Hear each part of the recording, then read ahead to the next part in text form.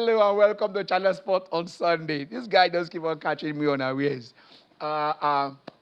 It is a super duper Sports Sunday. Finals. Catch them young programs and everything that you can think of. So if you just stay an inch away, just remove your eyes in a minute, you are going to miss a lot. Okay, this charity started from abroad.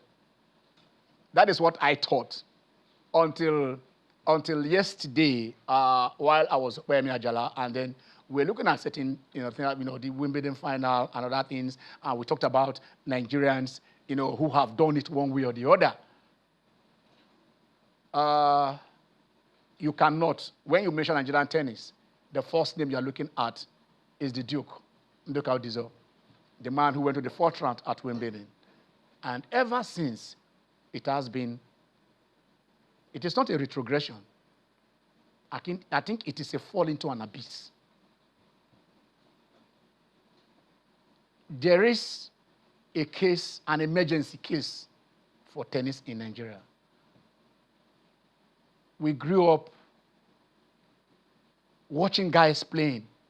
You read it on newspapers, you listen on radio, and then you hear of the Dallas court in Kaduna, you have Ogbe Court in Benin, you have Lord Rumens in Lagos. Even I think the father of the former governor of Ador State, Lord Rumens, like Okada. There's Okada. A lot of, tennis players all over the world were coming in. But suddenly, I don't know where we are. So, but today, we'll look at tennis. Because we wanted to just look at, okay, fine. Oh, Yannick Sinner taking on Alcaraz. Oh, no. Yesterday, what did Iga Swiatek do? She did beat Anisimova. That's a double badger. I mean, I don't know, when you play up there, when you beat the world number one and you get to the final, you say, it is what is going to happen, but it didn't happen. That should be the highlights. But we'll look at Nigerian tennis a little bit. We spare you some time. We'll give you some facts. We are also going to, to New Jersey. Isn't there where that the game is taking place? Better we're taking about 8 p.m. Nigerian time. It will be one of the richest tournaments ever conceived. FIFA has a way of cornering. If you say you are tired, they show you the money. And then you say, okay, no problem. So the way it is now, PSG takes on Chelsea in the finals. And if Chelsea wins today, they go home with a total of $129.5 million. $129 million, almost $130 million, if they win today. If PSG win, that is it. $147.7 million. If you give a Nigerian club this money, if in the next 3 years that club does not win the CAF Champions League, or even with the European Champions League, in fact, they were invited to come and play in Europe, then I'm not Ken Ochorogo. You understand? If this money enters into the FA coffers, like our own FA, that FIFA says, come and collect this money, it is only 1 million they give to them, say, for the FIFA Gold Project. Multiply that 147 times and tell me how many gold projects we have in Nigeria. So you understand, the monetary implication of this. So we'll look at this. We'll look at WAFCON going on right there because Nigeria has qualified in the quarterfinals. They take on Algeria, and the thing is for them to decide, do you play Zambia or you play Morocco?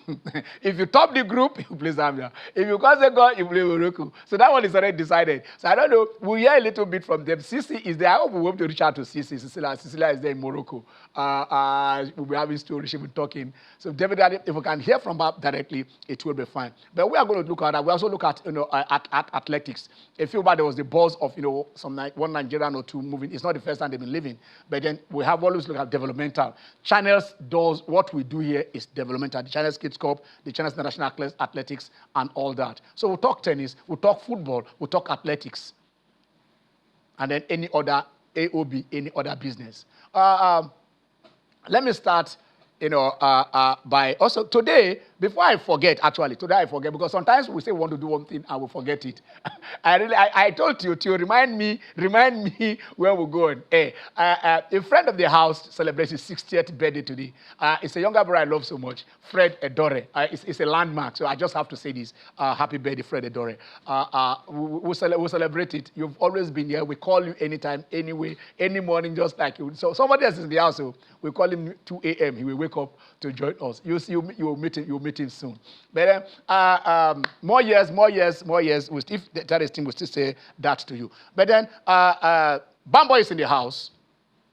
He was supposed to be silent until after the first segment, but he's the founder of Making of Champions, and I don't think there has been any private organization, probably apart from one or two, that has had that profound effect, that have that, in the last decade. I have never seen. I'm saying not because he is here. This young man says, I want to, build something in athletics. It is not the glamorous area, and he has done it. He has, brought out. I mean, he was here with one of the promising athletes. I think I remember. Maybe he will remind me, about that about 3, 4, 5 years ago. And today she is a world beater. Let them that he is done. He will be in New York and will just say, Bambo, call us. You'll be 2 a.m. It's okay, I will join the show. And he will join. He will go out and do something. I'll say, Bambo, no, we want to use that your clip. You don't need permission now. Go and use it. I tell you this. So who just spoke? I said, I don't arrest you. Come, you'll be part of this show today. And then say something big is happening at Biokota. He will give us what is, what is going on there. But let's welcome Bambo first. Hello, Bambo, you're welcome to the show. Thank you. We're not the fight again for now. It's good to, were we fighting before? Oh. But it's good to be back. It's been a while since I've been here, so I'm happy to be back as always. Yeah. All right. That's him. Sometimes, I talk fast. But there are people like Bambo, they speak very slowly, but they do great things. And that is, it is not in how, they say it is not the dog in the fight or the fight in the dog. I don't know how they spoke, but you can understand it. It is the fight in the dog that matters, not the dog in the fight. I think I got it right. Theo? It's good to be back. Good to have you on set as well, Bambo. Welcome. Interesting week in sports, Ken. It's been very, very interesting. The build-up, we finally got into the finals of the FIFA World Club Cup. FIFA are saying almost $2 billion they have generated during the course of this tournament. About $31 million per match. It's the most successful club competition ever, Ken. Now, nobody's talking about how tired the players are anymore. because they're going to share the booty. The booty is of course. It's so much. Yeah. And I know they're saying, a lot of people have been complaining, yes, say you are hating from outside the club, but you couldn't get into the club. You couldn't get into the competition like Barca, Arsenal, Liverpool. I'm very sure everybody's looking forward to the next edition in 4 years' time. Yes, and some clubs have already qualified. Yes, and the next thing you hear is probably there might be a bigger payday come the next one. And everybody will want to be a part of that. Especially in an era whereby the financial fair play is hitting clubs hard. In fact, Chelsea will find about, 20-something million? No, that 20 million they have to pay that. But it could rise to 67 million. Barca will find about 15 million. That could rise to about 40 million. Barcelona are literally struggling to even make ends meet as it is. But Onigbese FC. Well, it doesn't really matter. They're defending champions. But it's going to be an interesting show today. Okay, like I said, we want to start, like I said, the WAFCON is up there. The Super Falcons are all the 9 times African champion. They are going for the La Decima. So there is nothing. Like I said, it's a kind of a dead rubber game against the Algerians. Win that, you top the group, you go and play Zambia. Lose, you come second, you play Morocco. The choice is that they can decide. I remember, was it in Tunisia 94? We had that trying to, when we were playing Egypt, we deliberately go and play because we wanted to avoid the Tunisians in the quarterfinals. And that is how, West Ham said, progress. Don't win them. Just go over there. Don't beat them. So that is also the thing. But then, as I want to talk about tennis, what do you want to talk about tennis? In the first few minutes of this game, of today's show, we want you to talk about tennis. I've just mentioned, the kind of illustrious players we had, there, Rolake Olagbegi, Ndoka Udizo, David Imonite, and Moore. Yes, Moore was there, David was there, and the rest of them all. Sadiq Abdullahi, and at that point in time, we have, players ranked in the, all those eras. Like I said, Mo was ranked 49th in the world, almost top 50. All other ones were there, 200, 100, 150, and stuff. But right now, I want us to look at the top-ranked African men players in the ATP. If we can see that, let's just, can we take it? Do we have the, so you will see how many of them are there. These are the top-ranked players. Theo, you can take that. Yes, Aziz Ogal of South Africa ranked 185. Lloyd Harris, the country's not stated, they were ranked 146. Eliam Koulibaly of Cote d'Ivoire ranked 323. Benjamin Locke of Zimbabwe 328. Philip Henning, of South Africa 368. Cruz Van Wyk of South Africa as well 381. Moses Echegui of Tunisia 468. Mohamed Safwat of Egypt 514, and Alex Berkeley of South Africa 586. Okay. There is only one Nigerian. In a nation of 220 million, there is only one Nigerian that is ranked by the ATP. There is a... And that's Christopher Bulus, ranked 1,111. And his career high is his highest ranking ever, was 935. That was as at 30th of September last year. And his total prize money, that was both for singles and doubles, was $11,000, just short under $12,000, Ken. And you said the loser, or the person that lost the final yesterday. 1.52 million. 1.52 million pounds was what? And there's another crying. When he was crying, when she was crying, she thought, if I see that check, there used to be this music that said, slap me, beat me, but give me 1.5 million. Even as Bambo is sitting down here, please slap me.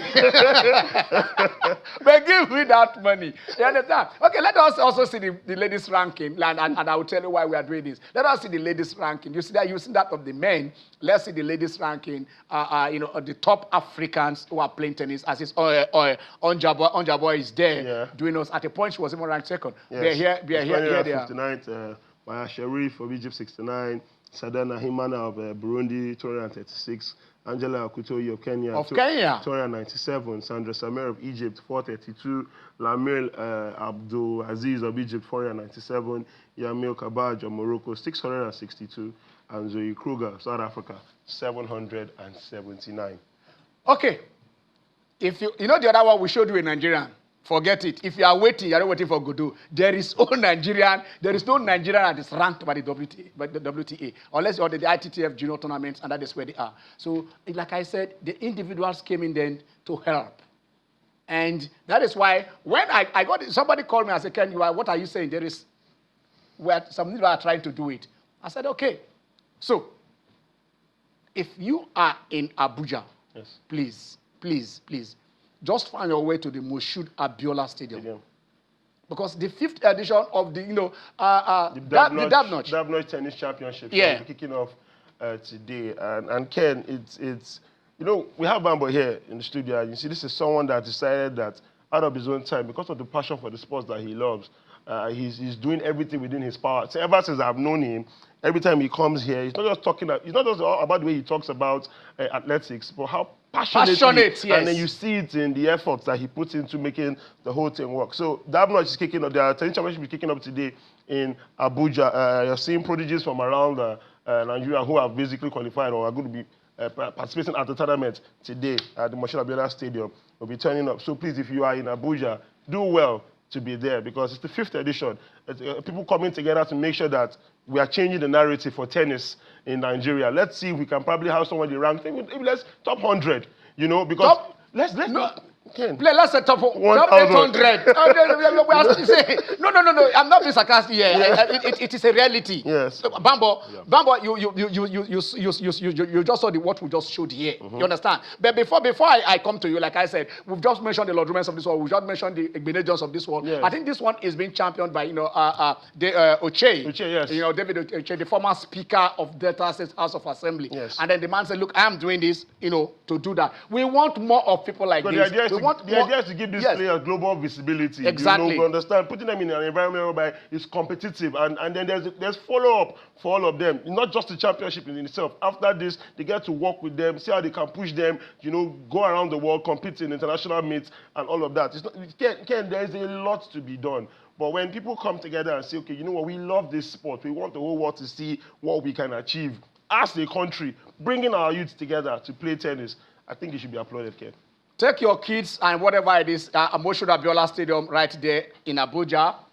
Today is 13th. It's starting today. Yeah. And then so you just be part of the top-notch tennis competition. This is their 5th edition. Bambo is in the house. Bambo, grassroots sports development.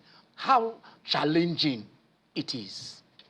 It's very challenging. You know, the reason I chose athletics all those years ago is because Nigeria has all the ingredients to be the best in athletics in the world, in sprinting particularly. Yeah.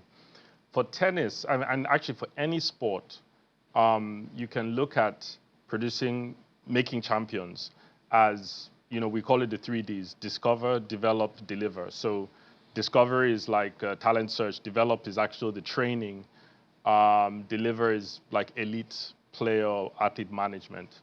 And for most sports in Nigeria, we stop at the first level, which is discover. Okay. We discover them and we don't know how to progress them.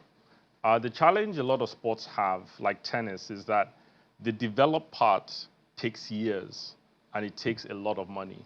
You see in other countries, in the US, elsewhere, it's the parents of a lot of the players that fund it for them until they get to a certain level. And so as long as we haven't had previous big stars in tennis, it's very hard to perpetuate that new culture, to start that new culture. So that's the challenge, and I think it would take all the tennis lovers, the people who have means and who love tennis, starting from parents, to really help to move tennis forward in Nigeria. Okay, before we move on, let us stay with tennis, because actually before we look at this, we're looking at this Wimbledon, competition, which was why we also give it. Let's look at, because anything we do, we want to Nigerianize this. We want to bring it home. We want to look, if we're talking about the stars, we say, okay, how can we be talking? We can't sit down here every day. We're talking about the Williams sisters, the Sharapovas, the Naomi Osakas, the Coco Gauffs. You understand? We talk about, of course, Federer, Nadal, Djokovic, every one of them, and we don't mention that. When we talk about Nduka Udizo, it's like I just want to be conservative. I don't think there is 1% of Nigerians who can identify that we have an Nduka Udizo who went to the 4th round, of Wimbledon, because it was ages. Even on sport writers, and they don't even know who he was. So at least, probably that's what we want to do. I think I'm challenged. A few months back, we had Sadiq Ablaye and Princess Erola Kolabege here on this show. I think it is time for us to have Nduka Udizo, David Imonite, the same Sadiq Ablaye, Rolake, and all of you. In the next few weeks, by the special grace of God, we are going to have you guys on this show. Wherever you are all over the world, we have to, because this is an emergency. The president of Nigerian Lawn Tennis Tennis Federation, we are nobody saying, look, you just have to walk. It is a Herculean task, because, like we are saying, before you get to that level, before we got this rot, we are talking about 20, 30 years. So even like the chase of this world and whatever they are saying, they are coming up to do is, please do not relent. Before we come to Bambo back again, let us briefly talk about WAFCON. Yesterday we saw Morocco and Zambia, win by the odd goal, just 1-0 against DR Congo and this other Morocco played against. So basically, that means they have qualified. That they say here's who scored our goal against against Botswana. That goal came around the 88 or 89, 87th minute, 87 minute, 8 minutes. So that was just it. But today we are playing the French team. We played 2-1. We beat the Tunisians and we beat the Botswanese. So basically today against Algeria, it is just a fight for for placing, for the play, who is going to top the group.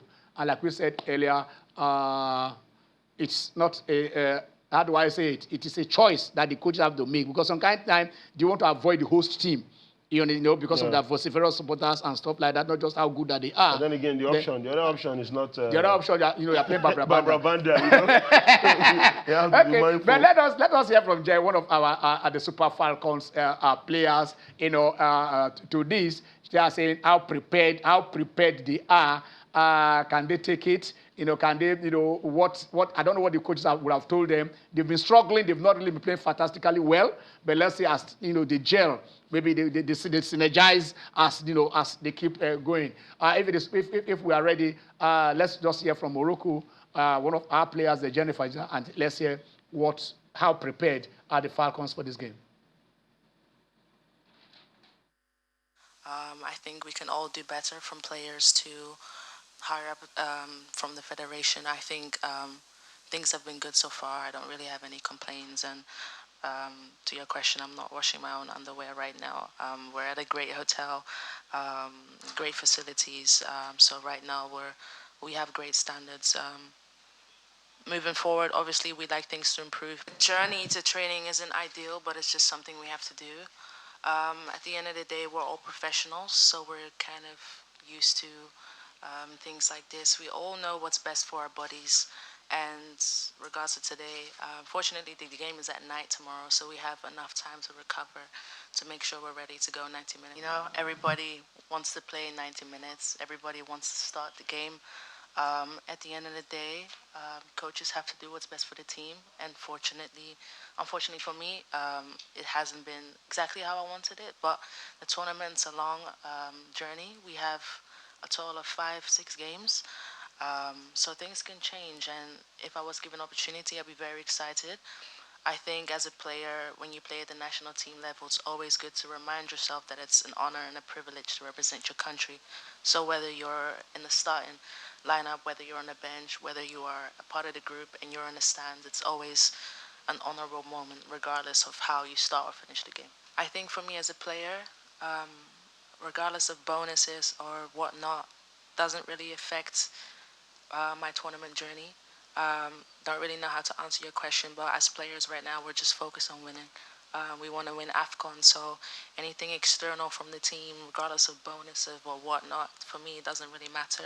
It's not really an important issue, because at the end of the day, if we don't win AFCON, if we don't complete Mission X, none of it mattered. So we're just focused on our game right now. Focus on our game right now. They've qualified. They are not in any danger of not qualifying.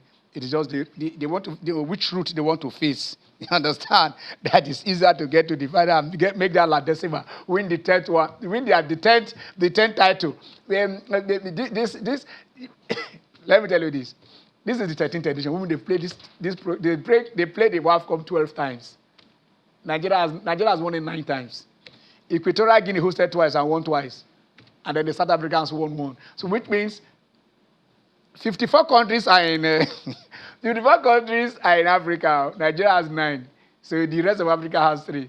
And if you remove Equatorial Guinea, sometimes we're doubting their genders, all those things of when they were hosting.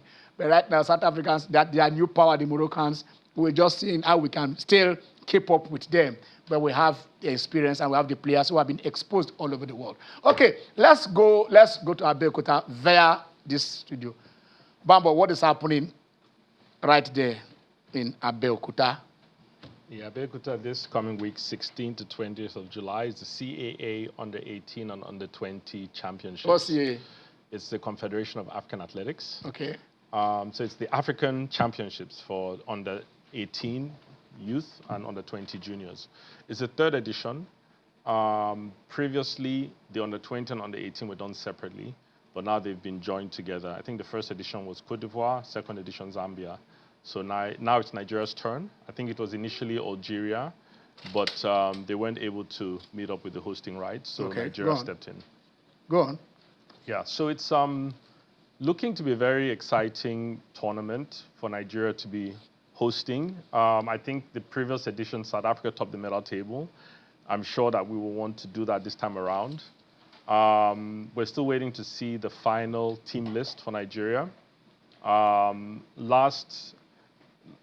think the last news we've had so far is that 96 athletes are in camp from the male and female under 18 and under 20 teams.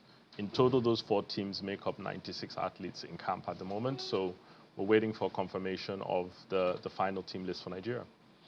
So this is basically a junior tournament? Correct. Junior, under 20, and youth, under 18. Under 20. some athletes, especially the gifted, athletes, by the time they're getting 20, they're already, almost running with the elite class. Do we have any of our athletes that you can say, okay, fine, this one have the potential, or this one is already achieving, that particular feat? I think we're still at the development stage, so I think this is going to be the breakout tournament for a lot of these athletes. A lot of them have been obviously competing at home at the different meets. I'm very proud to say that our own event with the MTM Champs is the event that about 2/3 of the team were actually selected from this year. And as a matter of fact, about 80% of the team over the last 3 years have competed at MTM Champs, which Making of Champions has organized the last 3 seasons. So we're very happy and we're very proud to see the impact that our work is having on the sport in Nigeria. And looking forward to seeing how the team does. Making of Champions, we also have four athletes on the team as well. So we're very happy about that. Okay. Making of Champions, actually, you have, I don't know, I've asked you this question before, so I don't want to ask you again why did you go into athletics and stuff like that. But what I want to really ask you is, Bambo, I know how from the Olympus you guys went to Jamaica to go and understand what they are doing. You guys came here, we talked to you. You've been on this journey. I want to ask you that. I think that was a question I asked before, but I generalized. Yeah. Now I want to specify it. How challenging it is in developing, our athletes. I mean, athletics in this matter. The running, the jumping. How challenging? Because it is not glamorous unless the few elites. In Nigeria, we can just talk about, in the recent past, the Okabaris and then the Ese Brumes and,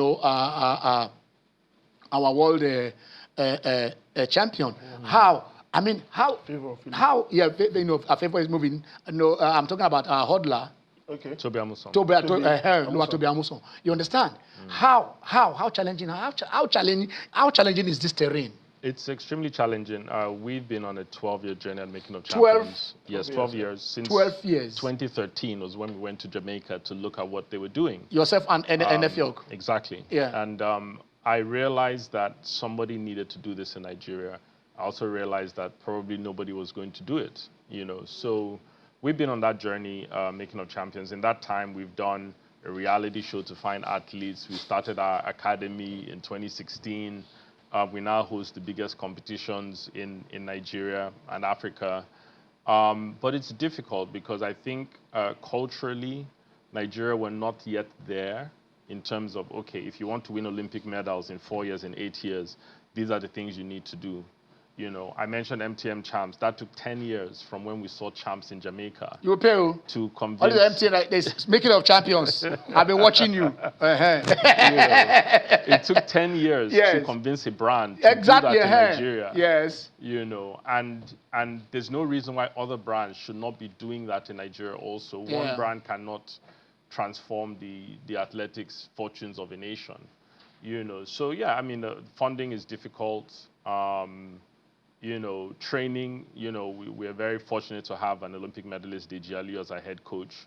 So that's been amazing for us. But, we need programs like ours elsewhere in the country to rise up and to build these athletes. When the athletes are built up, they need to be funded and supported. We mentioned Favor Fili and her purported move to Turkey. Yeah. It's about many things, but one of the things it's about is the funding, and Nigeria is beginning to lose more ground in terms of what is needed to produce an Olympic champion and whether we are ready to do that. Favor Fili just ran 22:00. Yeah. Last night. Yeah. Last night, okay. How many athletes for Nigeria have ever run 22:00? Do you know? I don't know. Tell us. None. None, apart from Favor. Her national record is 21:96. So, Nigeria essentially is about to lose an athlete that should be the very key, best that we have. the best that we've had, the best that we've ever had in her event. And this is the kind of athlete we should be building our Olympic team around in 2028. But we're losing her to another country, or it seems like we're losing her to another country that is ready to pay her what she's worth, ready to maybe I'm not disappointed, I dream, because we are 2 Olympics now. I mean, we modeled up. We modeled up, her events. And how many athletes go to 2 or 3 Olympics? How many? Not many. When Choma went to 96, you understand? So I'll let you continue. When Choma went to 96, in January 96, we went to see Shegun Degbami at his office at Owe Crescent, Yaba near Wayek. We went to see him there, and we went myself with some footballers, friends. We're talking about football. So when we came out in the office, we sat on the road. We just when he was seeing us off, we just casually talked about the Olympics that were coming in, and he said, Choma Ajunwa, that Choma is going to surprise Nigerians. That the times that Choma was there, in the UK with the wife, he sponsored Choma to go over on his own, not the federation now, for Choma to go over to UK to stay with the wife, and then that was what Choma was training before the Olympics. But he was talking about the time that Choma was running. Nobody saw the jump that Choma was going to jump. We all slept, and when we woke up in the morning, we have an Olympic gold. Before Choma, after Choma, up till now, the only individual gold medal that Nigeria has ever won. We have 3. The other 2 are, football and relay. That is just it. And that is all. So basically, individuals, now we're talk about the tennis, talk about this, individuals will come in and say, that is why we brought Bambo here. And we can bring him here 10 times a day, and from January to December, because this is what we want. A lot of when I get money, please drop that money in sports. We've done our own part before the COVID came in China's television here. Yeah. We did the Kids Cup. Innovation. We innovated. We went to where it is not glamorous. That's what Bambo is doing. We went to the primary school on the 13th, from Lagos State to Southwest to Nigeria to West Africa sub-region. We did it. I don't want to say what our chairman individually dipped his hand into his pocket. I mean, to do that. Years in, year out, year in, year out, year in, year out. And then we also went into athletics because we did the Chinese International Classics before the COVID that derailed all these things. If individuals can come in, the Lord remains, the Okadas, everybody who did it before, they are still coming here. Thank God for the Ochase, like we are saying. Please, please, please, please. There are more Bambos, there are more Ochase in this country. Come and rescue sport. Put your money where your mouth is. Let's not just looking at Chelsea. Okay, let's just talk about that one now. Bambo. I mean, let me give examples of what people can actually do to support, right? I mean, I'll start from the top and go down. We're talking about Favor Philly. Since she was not put into the 100 meters. Just give me a minute.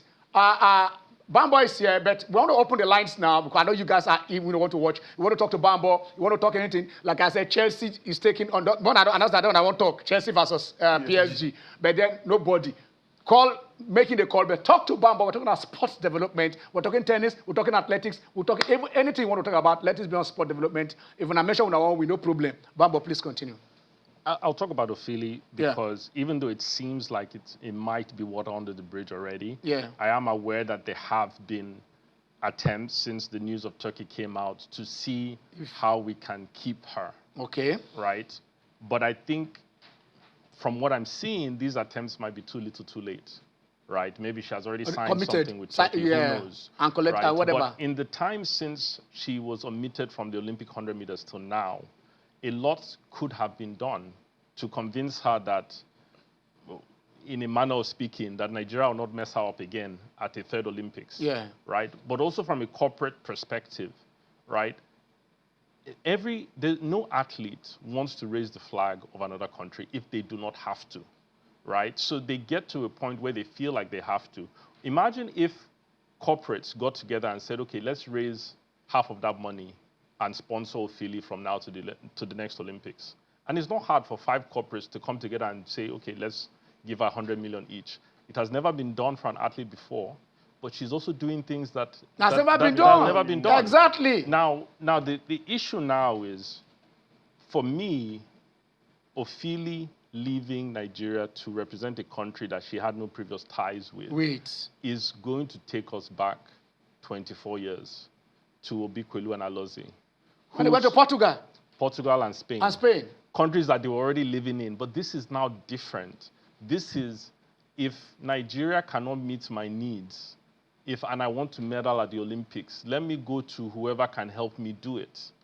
And the sad thing is that she will not be the last. She will only be the first. There's a lot of rumors and news about other athletes that have been approached. And how many Nigerian athletes can turn down $500,000? How many? There's only one athlete currently that has probably earned that much in her career, maybe Toby Amusa.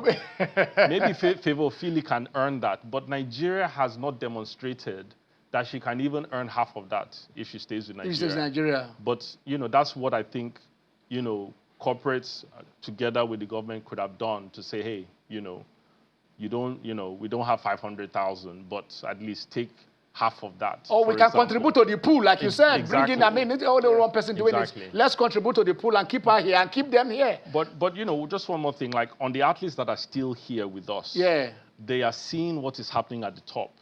And if things are not done differently for them, they will eventually feel that they have to make the same choices. So, for example, Making of Champions, we run an academy. We recruited 20 athletes last year.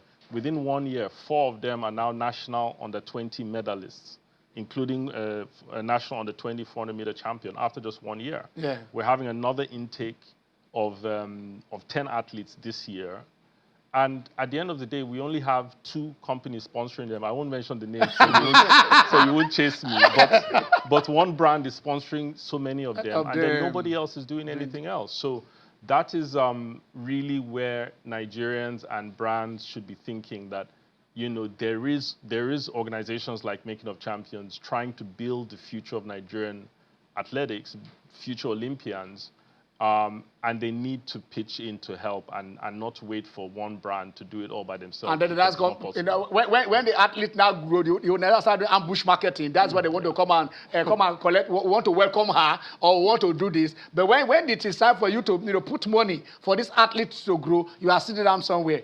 Yeah. If you don't contribute in the cooking, when they begin to share around, no new. Anyway, let's see. PSG takes on Chelsea today. Like I said, we're taking your calls. But let's see what PSG has been doing to clubs. Are they going to Chelsea today? They are very, very ruthless. It is can we see what PSG have been doing to clubs? I tell you this. They said they did Inter. They did Inter. 2 Inter. They did it. They did Madrid. They did Madrid. This is when they did a double. They did it to Inter Milan. That one, okay, you can see. Look at Inter Milan. Look at Inter Milan. Look at Atletico Madrid. Look at Real Madrid. You understand? Don't look at what these Luis Enrique players are doing to people. And Ken, the funny thing about this is, and when they start scoring, they don't consider. The funny thing about this is they wrapped the game up almost in the first half. The only game that I think was a little bit difficult here was the game against Bayern Munich. Unfortunately, what happened to Jamal Musiala? We wish him a speedy recovery. I think they had to score both goals in the second half, and they even got 2 red cards in that game. But it was still expected they would dispatch Bayern, then taking on Real Madrid, and 2 goals in 3 minutes, or 2 goals in 4 minutes, and 3 goals in the first half. And they are, like you said, they are not conceding. They're not conceding. All over the internet this past week. It's only that goal against Botafogo that they conceded. And that was more or less like a dead rubber game, if you ask me. I've seen several memes on the internet about Chelsea. Sometimes maybe a cat hanging and the dog looking like the dog is PSG and the cat, like come outside. But I trust Chelsea. You do. If Chelsea can go to Bayern and beat Bayern 2012 on their turf and win, sometimes when you write them, when you don't look at them, nobody gave them. Barring the Conference League. Yes. Every single time Chelsea has gone on to win a major European championship, they have always been the underdogs. Yes. Every time. Against Bayern, like you said, against Manchester City, they have always been the underdogs. And it's no different today. I personally don't see Chelsea lifting this trophy. Heck, look at Real Madrid have never lost a club World Cup. They've never lost. Every time they participated in the Club World Cup, they have always won it. That's why they have 5. Exactly, until they played PSG. Yes. And now PSG taking on Chelsea. Every single player seems to be fit. Just before we came on, I was talking with Tony, and I told him, I said, some people are saying it's a function of the matches that have been played, a number of games played. For instance, Ousmane Dembele has played about 1,500 minutes this season, as in sharp contrast to Mo Salah, who has played about 3,000 minutes. Jesus Christ. This season, yes. And that's because it's a very large squad in a league that is relatively not as competitive as the rest of the top 5 in Europe, you know, and then they can rest players, rotate their squad. Everybody seems fresh. Everybody seems healthy. Nuno Mendes and Hakimi already, I think he's going to win the African Footballer of the Year. That's a given. The way they bomb down the flank, and then this man is the major problem. But if Chelsea are able to do something today, it will be nothing short of a miracle, okay? Okay, 8 p.m. Nigerian time. Bambo, you had him. Were you, as he was talking, were your heart palpitating? Oh, because I support Chelsea. Well, no, I was actually just thinking that, imagine that all it took for PSG to become this monster was Mbappe leaving. Okay. And Messi and Neymar and Ramos. You know, so there's a lesson in there somewhere. Yeah. Yeah. So there is a lesson in there, and then Chelsea say, look, if superstars, it is not the name that play the game, but they have one. They have one Jackson. Where's what But that guy scores where you least expect him to score. Also a red card when you least expect. that hurt. That must have hurt a lot. I know. Somebody was saying something. We're talking about transfers not too long ago. Yeah. Saying the way Arsenal have been buying Chelsea players. Yeah. And Arsenal are finding it difficult now to secure Gyökeres from Sporting Lisbon. Now don't be surprised on the final day of the transfer window. Chelsea was set $100 million bid. No, Jackson. No, they already put Jackson. They already put those who want that. Already put that. Arsenal might end up going for Jackson. I pick him up. But talking about that, for those of you who are at least update on Osimhen, 2 clubs have met the 75 million euro asking price. His current player is on loan, Galatasaray, and Al Hilal, who has been pursuing him. Yeah. You understand? So that, but it is. We don't know if Napoli will accept. Then it now comes to the player. Do you want to remain with Galatasaray, or do you want to go to Al Hilal? Am I missing something here? I mean, this guy is one of the best strikers in the world, top 3 in the world. Why does nobody in England or Spain or I heard PSG might want him. So what's going on? Don't worry. We'll go to Jones first. Hello, Steve. Stevie, how are you? Hello, Steven. Steven, are you there? Yes, I'm here. I can hear you. Hey, oh yeah. Talk now. In fact, I'm a Chelsea fan. You are a Chelsea fan? Yes, Okay. I want to say something. Okay. You see, just like your colleague said there, he has Chelsea now. And at least in India, everything is going to be. Are you close to your telly? Are you close to your telly? Can you stay away from your telly a bit? Yes, I've moved on. All right, okay. Go on. Go on, let's hear you. So, right. Steven, the network is bad. Let's see if we can get some other caller. But Steven is a Chelsea fan, and he's already concurring with what Teofilo said, that Chelsea, they might be the underdog, but then when the thing is over, they will not become the overdog. So it would be nice to be called world champion. That's the reason why everybody... But that's why... Well, I need to go 129.5 million. You know what I feel for Yes. Ken? You know what I feel for Ken? Yeah. The Arsenal fans. Because imagine Chelsea already saying we are bigger than you, obviously we are 2 Champions League titles. And they're saying we are... But Chelsea is the pride of London. There is no doubt. Expanded version of the Club World Cup, Chelsea Football Club of London. Yes. Ah, come on. But Arteta is cooking something. Arteta has been cooking for 3 years. He's almost there. Let him continue cooking. He's almost there. And I see people say, look, for this, even there are some Arsenal fans that have been on the way they are attacking on the Madueke. I mean, I think it is not fair. Yeah, it is. A player wants to move, the club wants him, and at that point, you are not writing negatives about him. I watch him. I am one of those that look. I wish Noni could play, could play for Nigeria. He is good. He's a very good player.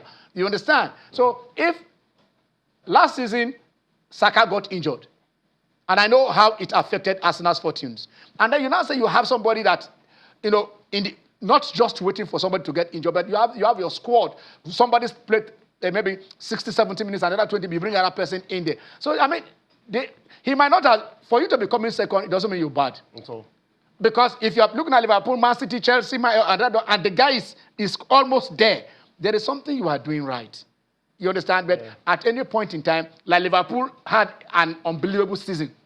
Last year, no injuries, nothing, and they were just clicking. The man didn't even buy much, but he had a team, and that is the thing. I think Arsenal fans, please give Arteta, just at least give him a slack. Give him that, whatever it is. He's cooking something. Even the Bamba says he's always cooking.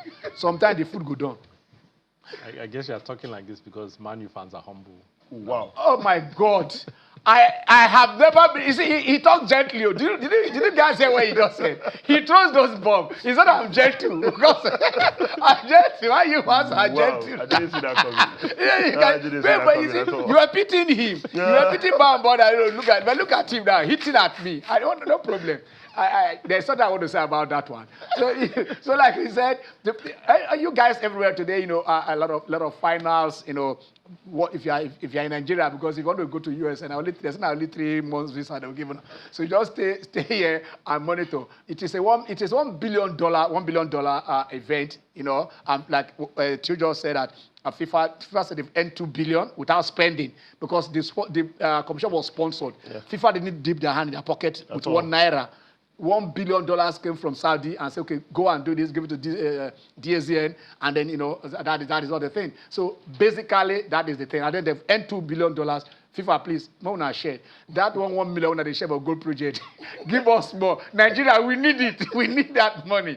We need that money. I hope someday we'll be able to have infrastructure to host like Morocco. Sisi is there. I thought we would have Sisi today, but we didn't. But we need to put those infrastructure in place. And not just every time Russia goes to Akpabio Stadium or the National Stadium right there in Abuja. That tells us also, like I said, for those of you who want to watch the Davnotch tournament, he's there.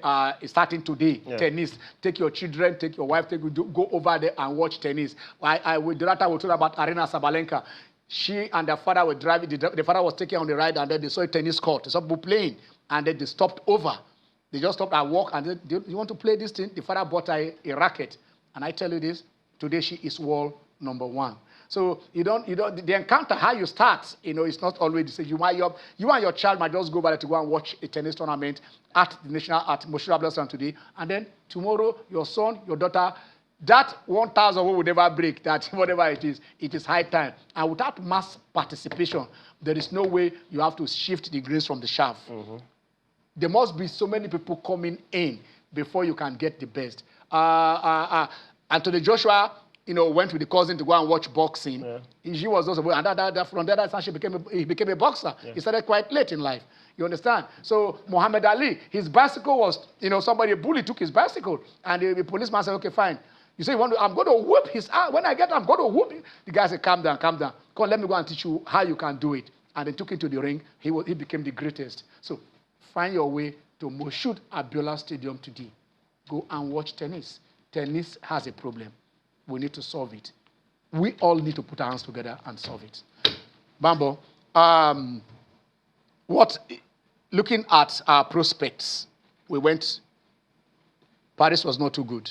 Yeah. From what we are looking at now, do you see us surpassing, doing well in the next Olympics? But before then, how are we going to get there? Before we go? Surpassing? No, there's not to surpass. There is nothing to surpass. Because you want to surpass 0-0. There's nothing to surpass. In 2012, we did it. Anytime we go to Europe to Olympics, it happens to us. You don't understand? Our best was in Atlanta in 96. So how do we take off? Let me see that. I've always been an eternal optimist. It's one of the reasons why I've come this far with what we do on Making of Champions. Yeah.